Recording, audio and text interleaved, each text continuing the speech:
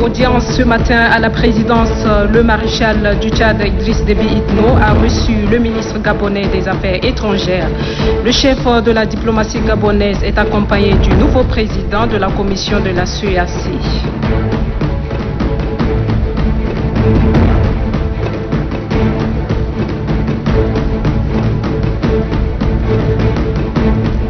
Lutte contre le paludisme, le ministre secrétaire général à la présidence de la République, Kadzebe Bayimi Debe, a tenu une réunion consacrée à cette maladie.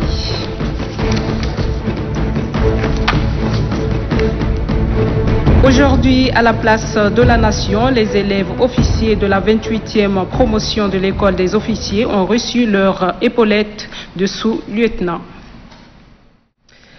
Nous sommes jeudi 23 octobre. Bienvenue à tous dans ce journal. Le maréchal du Tchad Idriss Déby Itno, président de la République, chef de l'État, a accordé ce matin une audience au ministre gabonais des Affaires étrangères, Pacome Moubele Boudeya. Il est porteur d'un message de son président Ali Bongo Ondimba, président en exercice de la communauté économique des États de l'Afrique centrale.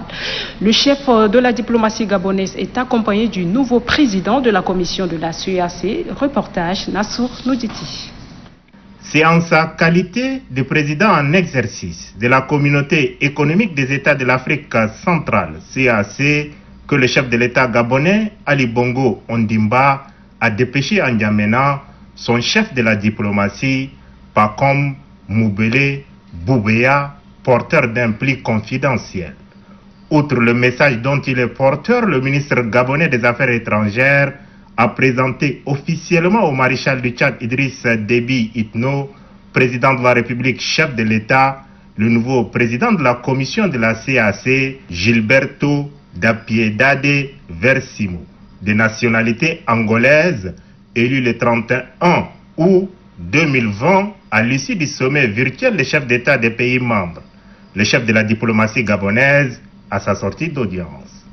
Il s'agit donc de redynamiser cette communauté, qu'elle devienne donc fiable, durable et dynamique et surtout profitable aux populations pour voir dans quelle mesure il serait bon d'organiser, tel que le prévoit donc le traité révisé de la communauté, donc la 18e session ordinaire de la conférence des chefs d'État et de gouvernement à Libreville, comme il est prévu par les textes, et en présentiel.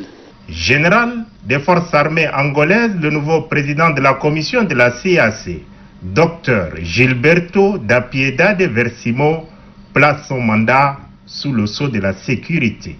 Si nous n'avons pas la paix et la sécurité, nous n'aurons pas un développement. Tchad occupe un espace particulier parce que pour nous, le Tchad, c'est la barrière contre l'entrée du terrorisme à la région. Cette tournée du chef de la diplomatie gabonaise, président du Conseil des ministres de la CAC, le conduira dans 11 États membres. Sous la direction du ministre d'État, ministre secrétaire général de la présidence de la République, Kadzebe Bayimi Debe, il s'est tenu ce matin au palais présidentiel une réunion consacrée à la lutte contre le paludisme. Les échanges ont porté sur un plan présenté par le ministre de la Santé publique et de la Solidarité nationale. Le point avec Diblinou Alouali. Combattre le paludisme à la racine, c'est l'ultime objectif que se fixe le plan anti-palu intitulé « La santé par la salubrité ». C'est à la lumière de ce document que les échanges ont été menés sous la houlette du ministre d'État, ministre secrétaire général de la présidence de la République, Kadzebe Bayimi Debe. Décliné par le ministre de la Santé publique et de la Solidarité nationale, Dr Abdoulaye Sabrou Fadoul, ce plan se veut une réponse palpable et pérenne face à la prévalence exponentielle de la maladie cette année. Ce plan qui est à tout point conforme à ce qui nous a été demandé est articulé autour des 4 axes principaux. Un qui porte sur vraiment la mobilisation sociale, l'implication de tout le monde pour l'hygiène et l'assainissement dans la ville de N'Djamena. Ensuite, il y a un axe 2 qui porte sur les traitements des eaux et la destruction des gîtes larvaires, c'est-à-dire là où les moustiques pondent les œufs, et se reproduisent. Un axe 3 qui va s'occuper de la logistique et du ramassage de tout ce qui est ordure, tout ce qui est déchets. Et puis un axe 4 qui va s'occuper de la lutte antivectorielle, c'est-à-dire de la fumigation, de la pulvérisation à l'intérieur des domiciles, et puis bien évidemment l'épandage aérien. Élaborer un plan est une chose, le mettre en œuvre en est une autre, mais compte tenu de l'urgence de la situation, explique le ministre Abdoulaye Sabrou Fadoul, son démarrage ne saurait tarder. Nous sommes en train de nous organiser, suivant les instructions du maréchal et sous la coordination du ministre d'État, pour lancer l'opération intitulée pour le moment la santé par la salubrité. Par cette démarche, le gouvernement veut affronter frontalement cette maladie en ciblant le facteur qui la propage, c'est-à-dire les moustiques. C'est un tournant quand on sait que jusqu'à là, la stratégie du gouvernement et ses partenaires consiste en grande partie à prendre en charge les paludiens et à distribuer les moustiquaires imprégnés. Malgré ces efforts, plus de 3000 personnes meurent chaque année de la malaria au Tchad. Ce nombre, de l'aveu même du ministre de la Santé publique, est en deçà de la réalité. Les élèves officiers de la 28e promotion de l'école des officiers interarmés ont reçu leur épaulette du sous-lieutenant. Et c'est après avoir suivi la formation théorique et pratique durant 2 années au groupement des écoles militaires interarmées, GEMIA. La cérémonie s'est déroulée à la place de la Nation en présence du ministre délégué à la présidence chargé des armées, le général Mamad Abali Salah et du chef de l'état-major général des armées, Idriss Oumar. Idriss. Rangés en allée rectiligne, les élèves de la 28e promotion de l'école des officiers interarmés sont au dernier virage pour boucler leur formation. Et c'est à travers cette cérémonie de remise officielle des épaulettes, placée sous le haut patronage du maréchal du Tchad Idriss Déby Itno, représenté par le ministre délégué auprès de la présidence chargée des armées, que ces jeunes officiers reçoivent leur parchemin. Ils sont au total 90 élèves officiers, dont 5 Nigériens, admis en avril 2018 dans cette école sous-régionale qui forme les cadres des armées. Après des années de formation théoriques et pratiques, ces élèves sont distingués. Le major, élève officier d'actif Ousseini Boubacar Mahmadou. La vie d'un officier est celle d'un château d'eau, selon un jargon militaire. Ces futurs chefs de section ont la lourde responsabilité de servir la nation. La 28e promotion de l'école des officiers est baptisée au nom du général Mohamed Ali Abdallah Nassour, qui a servi de son vivant l'armée nationale tchadienne. La nation lui est reconnaissante aujourd'hui. Au nom de toute la famille, les fils du général Mohamed Ali Abdallah Nassour remercie la plus haute autorité militaire. Avant de les renvoyer dans la vie active, les jeunes officiers ont porté les épaulettes des sous-lieutenants. Le ministre délégué auprès de la présidence chargée des armées, le général de corps d'armée Mohamed Abali Salah, invite les récipiendaires à mettre en application la devise de l'école formée pour servir. Avant de vous renvoyer à vos missions futures, chacune et chacun de vous est présent à l'esprit l'évidence d'un fait. Tant que Boko Haram, la horde de la narcotrafiquants et les terroristes transfrontaliers n'auront pas déserté nos espaces vitaux, votre mission sera sans répit. Vous avez certes acquis des connaissances de base du chef de section pour contenir les menaces à une certaine échelle de vos capacités. On prit part à cette cérémonie les responsables des grandes formations militaires et détachements de l'armée de terre, de la gendarmerie nationale, de l'armée de l'air, de la garde nationale et nomades du Tchad.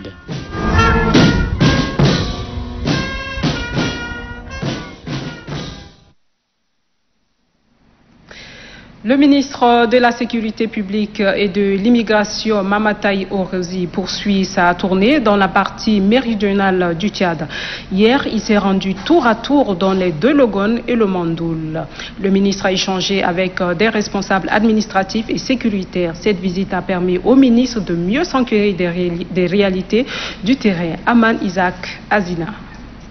Le ministre de la Sécurité publique et de l'immigration Le général des corps d'armée Mohamed Tahir Orozi poursuit sa tournée dans la partie méridionale du pays. Il est accompagné dans ses périples de ses proches collaborateurs. Dans ces 3 provinces, le message du ministre a été le même. La synergie d'action entre les différentes forces de défense et de sécurité, le rapprochement des éléments en charge de la sécurité à la population, le respect de la hiérarchie et la vigilance des hommes sur le terrain. Amoundou, Doba et Koumra, le chef du département en charge de la sécurité publique et de l'immigration, n'est pas passé par 4 chemins pour mettre l'accent sur les I. Le général de corps d'armée Mohamed Tahir Orozi a dans un ton sec appelé à la responsabilité de tout un chacun, collaborer avec l'ensemble de la population civile en ayant un contact permanent avec celle-ci. Le gouverneur du Logon occidental Ahmad Taha Mahamad,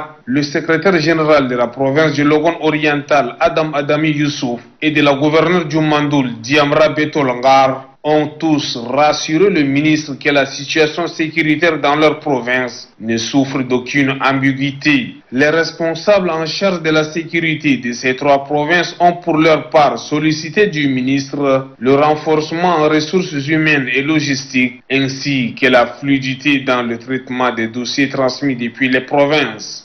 Une franchise bien appréciée par le ministre qui a instruit aussitôt les services concernés à changer la donne. Le ministre a profité pour visiter tous les commissariats centraux de ces 3 provinces, d'où plusieurs orientations ont été données à l'effet d'être plus dynamique. Le centre d'enrôlement des titres sécurisés de Moundou a également reçu la visite de la délégation ministérielle qui a encouragé l'ensemble du personnel à un travail de qualité. La formation en entrepreneuriat aux femmes organisée à Béché par la Fondation Grand Cœur a pris fin. La cérémonie de clôture a été rehaussée par la présence du ministre de la Femme et de la Petite Enfance, Amina Priscille Longo, et le gouverneur de la province du Ouadaï. Reportage d'Ido Mamad Barka.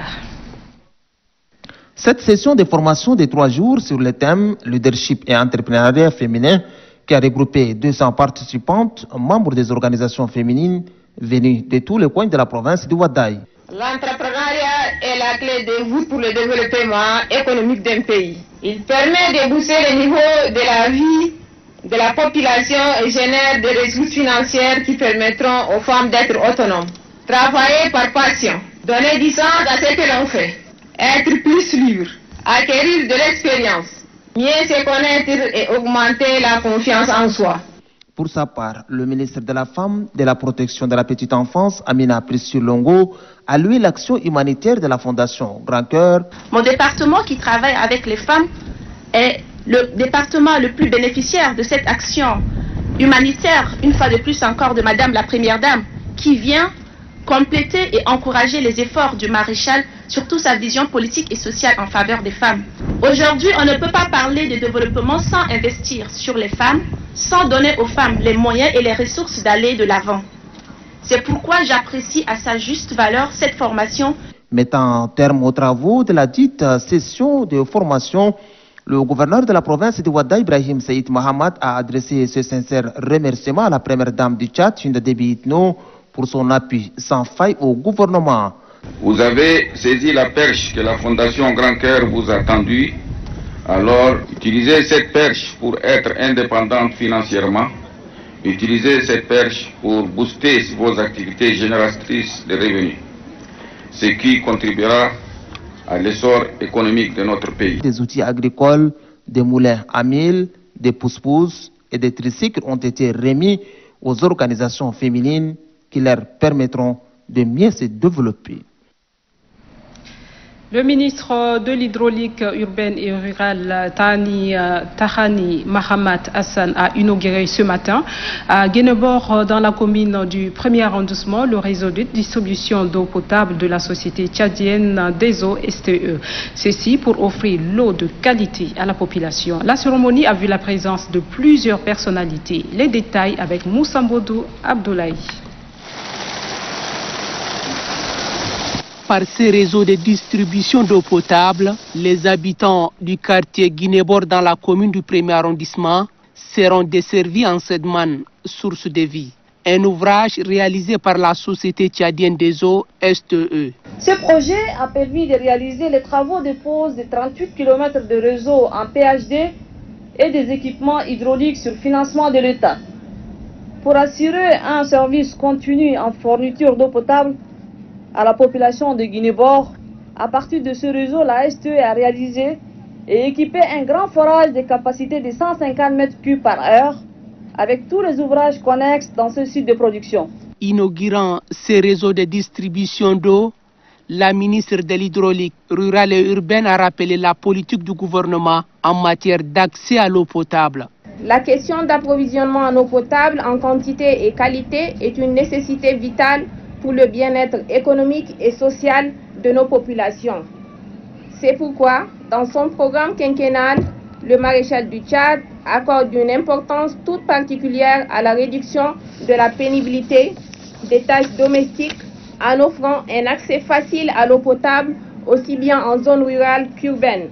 Après la phase inaugurale, la ministre et sa suite se sont rendus à l'école communale de Guinée-Bord pour s'assurer du fonctionnement du premier branchement, lequel est bel et bien opérationnel. D'ici quelques jours, les Tchadiens de tous bords se retrouveront à N'Djamena pour évaluer les 74 résolutions issues du premier Forum national inclusif de 2018 ayant donné naissance à la 4e République. Quels sont les enjeux et les défis de ce deuxième Forum national qui se tiendra du 29 au 31 octobre? Suivez cette réflexion de Ahmad Yaya Abbas. Tenu du 19 au 27 mars 2018, le premier Forum national inclusif qui a regroupé toutes les sensibilités du pays a marqué un tournant décisif dans l'histoire contemporaine de notre pays. Une semaine d'intenses travaux a permis aux participants à ce Forum national inclusif de passer au crible toutes les résolutions recueillies auprès de la population tchadienne.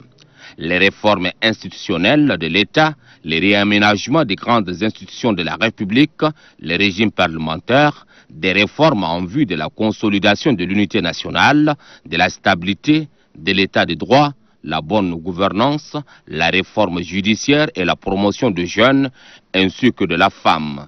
Tels étaient, entre autres, sujets soumis à l'appréciation des participants. Des débats riches et souvent houleux ont marqué les assises. Les propositions faites par le Haut Comité chargé des réformes de l'État ont été passées au scanner. 1169 participants, 74 résolutions adoptées, plusieurs grandes institutions de la République supprimées, dont la primature. Tels sont les faits marquants de ce forum. Les Tchadiens étaient en rupture avec la 3e République pour épouser une nouvelle, l'actuelle 4e République. Une République qui nous recommande un changement de mentalité, le vivre ensemble, l'amour de la patrie, des institutions fortes de l'État et bien d'autres valeurs qu'incarne la République. Depuis son entrée en vigueur le 4 mai 2018, la 4e République est bien en marche. La tenue du 2e Forum national inclusif est la résultante de la recommandation faite par le président de la République aux participants suivant les principes démocratiques. La 4e République est approuvée par les 1169 participants issus des différentes régions du pays. Quoi de plus normal de voir les Tchadiens se retrouver pour dresser le bilan de 74 résolutions du Forum de 2018 et de proposer des ajustements plus performants pour la modernisation de nos institutions, le renforcement de la démocratie, de la stabilité et de l'unité nationale. Notre reporter Damgué Joël a tendu son micro ce matin à quelques citoyens de la ville de N'Djamena pour recueillir leurs attentes sur la tenue de ce forum. Suivez-les. En tant que citoyens, nous souhaiterons que le 2e forum national inclusif puisse corriger les erreurs du premier forum et que ce forum puisse mettre l'accent particulier sur les femmes et les jeunes. Bref, les personnes qui ont besoin d'aide, c'est les personnes vulnérables. Pour que l'état de droit soit renforcé et pour que le Tchadien se sente à l'aise dans son état, dans son pays. Et il va falloir vraiment que le peuple tchadien puisse dégager certains points, à savoir par exemple il y a une lenteur administrative au niveau du traitement des dossiers. Donc nous souhaiterions peut-être que le poste de Premier ministre puisse revenir et pour alléger aussi le président et le secrétaire général, le ministre secrétaire général du gouvernement, puisque je crois qu'ils sont vraiment acculés. Ce qu'on attend, notre attente, il faut aussi la résolution des conflits agriculteurs-éleveurs. Il faut d'abord la participation, n'est-ce pas, de grandes personnalités coutumières, religieuses, tout ça. Il faut, n'est-ce pas, voir les attentes, n'est-ce pas, de certaines localités. Il s'est tenu dans la salle de réunion de Doba, chef-lieu de la province du Logone oriental, le pré-forum des provinces du Mandoul et du Moyen-Chari, présidé par le secrétaire général de la province du Logone oriental. Le forum a débouché sur plusieurs recommandations. Récit Brahim Ben Seïd. Sont conviés à ce pré-forum inclusif les 4 gouverneurs des provinces du Mandoul, du Moyen-Chari et des 2 Logones. Ont également rehaussé de leur présence à cette assise les leaders politiques et syndicaux, les autorités traditionnelles et religieuses ainsi que les représentants des associations des femmes et des jeunes. Après le mot de bienvenue du maire de la commune de Doba, Ngarmoussa Bruno, intervient le chef de mission Brahim Ben Seïd pour exhorter les participants à plus de franchise et de clarté dans les interventions, tout en précisant l'objectif de ce pré-forum qui est d'écouter et recenser les propositions de toutes les couches socio-professionnelles. Le secrétaire général de la province du Logone oriental, Adami Youssouf, représentant le gouverneur, a rappelé que le maréchal du Tchad a promis lors du premier forum d'organiser chaque 2 ans des assises similaires, ce qui justifie ce présent pré-forum à Doba. Juste après le cérémoniel, la méthodologie a été discutée avec les participants. Puis les membres de la délégation ont présenté par le canal de leur rapporteur, Dr Lambatim Hélène, les 6 thématiques éclatées en 74 recommandations, ce qui a suscité des riches débats ayant débouché sur plusieurs nouvelles suggestions. Ces derniers ont proposé entre autres le maintien du poste des sous-préfets et la réhabilitation de la primature. Les questions de cohabitation pacifique, de la justice et de l'éducation ne sont pas perdues de vue par les participants. Le vœu des participants au pré-forum de Doba est que le 2e forum inclusif débouche sur des résolutions qui consolideraient les acquis de la 4e République pour une paix durable au Tchad. Avant de poursuivre ce journal, voici un communiqué de presse émanant de la CENI. Le président de la Commission électorale nationale indépendante CENI, Kodi Mamat Bam, a reçu en audience ce matin le directeur des affaires politiques des Nations Unies pour l'Afrique centrale, Gaïg Samuel. Le diplomate onusien pour l'Afrique centrale est allé s'enquérir du processus électoral au Tchad et les besoins de la CENI en matière de budget pour un éventuel appui des partenaires. S'agissant de la prorogation de la révision du fichier électoral, le président de la CENI, Kodi Mamat Bam, a précisé que c'est par décret que l'opération a été annoncée conformément aux dispositions du code électoral. De ce fait, sa prorogation n'est pas du ressort de la CENI, a signifié le président de la dite commission. Le directeur général du ministère de l'Environnement et de la Pêche a clôturé hier soir les activités de validation des procédures de gestion financière et de l'opérationnalisation de la dite institution. C'est une fin des travaux saluée par le représentant du ministère vu la qualité des recommandations et des amendements des participants. Et c'était hier soir au Musée national. Récit Nobadumbaï Talo Madi. Au terme de 4 jours de travaux de Titan, le Fonds spécial en faveur de l'environnement dispose de 2 manuels. L'un porte sur les procédures administratives, financières et comptables. Le ministère de tutelle lance un appel à la mise en œuvre des procédures validées. Je puis donc affirmer mon assurance que le FSO dispose désormais de référentiels d'un bon calibre qui lui permettront de garantir la transparence et l'équité dans sa gestion et ses interventions. J'encourage donc la direction générale à utiliser judicieusement ces 2 documents dans le respect des principes de bonne gouvernance. L'autre manuel est celui de procédure opérationnelle du Fonds spécial en faveur de l'environnement. Ces deux manuels rendront l'institution crédible et efficace pour la gestion de l'environnement. Le directeur général du ministère de l'Environnement et de la Pêche, Olivier Kimto Seyd, conclut que la question de la dégradation du couvert végétal, la gestion des écosystèmes fragiles et la lutte contre le changement climatique trouveront un début de solution grâce à ces documents administratifs et financiers validés.